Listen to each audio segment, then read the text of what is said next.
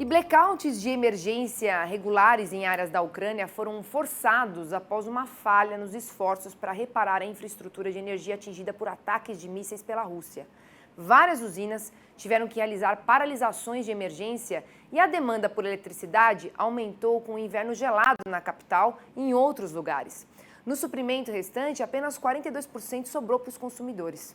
Enquanto isso, o trigo recuou na Bolsa de Chicago nesta segunda-feira, pressionado pela perspectiva de aumento da oferta russa. E sobre este cenário, eu vou conversar agora com o Jonathan Pinheiro, que é analista de mercado da StoneX. Obrigada pela sua participação, seja muito bem-vindo. Obrigado a todos que nos assistem. Agora, sobre essa retomada dos blackouts de emergência feitos aí pela Ucrânia, que a gente começou dando essa notícia, isso está no radar do mercado, Jonathan? Não tanto no momento, né? O mercado tem precificado muito mais a questão da oferta mesmo, e a gente tem tido um fluxo de exportações regular da Ucrânia, inclusive chegando a atingir essas estimativas de exportação que eles têm nos últimos meses, desde que a gente tem essa situação do acordo de exportações.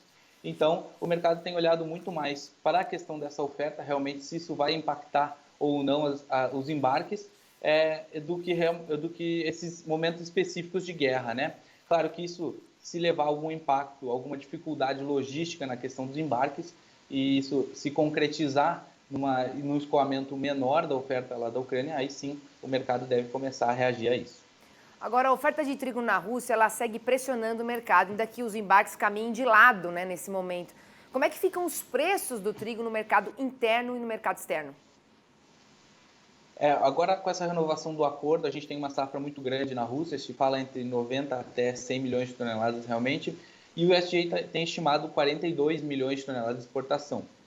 Ainda é uma incógnita se realmente a Rússia vai conseguir levar essa exportação, esse volume todo de trigo ao mercado, mas diante disso, os preços internacionais e principalmente com essa renovação do acordo por mais 120 dias, o mercado tem ficado mais otimista com relação a isso, com a perspectiva de uma maior disponibilidade de trigo no mundo. Então, os preços internacionais, de maneira geral, vêm sendo pressionados.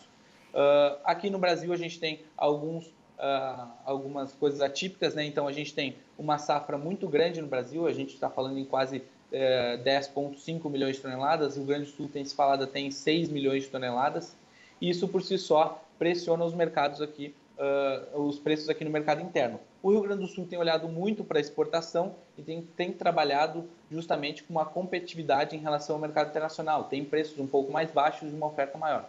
O Paraná sofreu um pouco com questões climáticas, tem uma safra um pouco menor e preços um pouco maiores, trabalhando aí com uma paridade justamente para buscar esse trigo no Rio Grande do Sul. E regiões como Sudeste e Nordeste, a gente tem uma necessidade de importação, uma dificuldade de trazer esse trigo da região Sul a um preço um pouco menor, e eles então têm trabalhado com um custo um pouco maior do preço do trigo. Agora, Jonathan, você acha que a continuidade do corredor de grãos ucranianos ali pelo Mar Negro, ela pode ser também impactada? E você acha que isso pode trazer algum reflexo aqui para a gente? Claro. Isso é um ponto de interrogação muito grande. É difícil cravar qualquer coisa. Um pouco antes dessa renovação do acordo, a gente viu a Rússia dizendo que ia sair desse acordo, né? Então, não tem como cravar realmente se esse acordo vai continuar ou não. A Rússia e principalmente o Putin tem dado muitas canetadas e ameaçado o mercado de certa forma.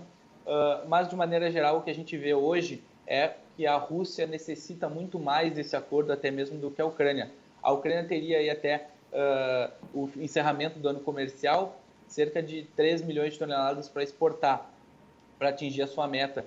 E ela teria uma média aí de 400 mil toneladas mês, algo que ela conseguiria em grande parte sem as exportações pelo porto. É claro que vai ser muito positiva essa exportação pelo porto, mas se ela não tiver isso, ela vai conseguir escoar boa parte disso. Já a Rússia, para exportar 42 milhões de toneladas, ela tem hoje uma defasagem aí, segundo as nossas estimativas, de 5 milhões de toneladas. Então ela precisa recuperar esse volume de exportação, ela precisa ter um ritmo um pouco mais acelerado no momento em que normalmente ela reduz esse ritmo, até por questões climáticas, a gente vai ter um inverno mais rigoroso, isso pode afetar ou encarecer essa logística deles. O clima pode estar influenciando então nessa próxima safra, né? Mas existem estimativas que mostram que a Rússia ela vai colher mais de 100 milhões de toneladas, né? Existe essa possibilidade na safra 2022-2023. Diante disso, Jonathan, como é que fica a oferta e a demanda do cereal aqui no Brasil? Aqui no Brasil, nossa estimativa é muito positiva. Já olhando a nossa safra, nós estamos estimando 5,4 milhões no Rio Grande do Sul, 3,9 Paraná e 10,5 Brasil. Essa estimativa pode ser até um pouco maior, olhando para Rio Grande do Sul, principalmente, que tem algumas análises de mercado chegando a falar em 6 milhões de toneladas. Isso por si só pressiona um pouco nossos mercados, mas olhando para a exportação, se a gente conseguir escoar a nossa estimativa aí de 3,2 bilhões de toneladas para exportação, a gente vai ter uns preços um pouco mais regulares. Mas se esse trigo ficar retido dentro do país, justamente por alguma dificuldade até de questão logística de porto, a gente pode ter preços um pouco mais baixos, pressionados. E do outro lado, se a gente exportar mais, dada a situação internacional, hoje a gente tem estoques mais baixos no mundo, a gente pode ter preços um pouco mais altos. E o que a gente pode esperar dos embarques a curto e médio prazo? No Brasil, hoje, a gente já embarcou trigo cerca de 110, 120 mil toneladas em novembro.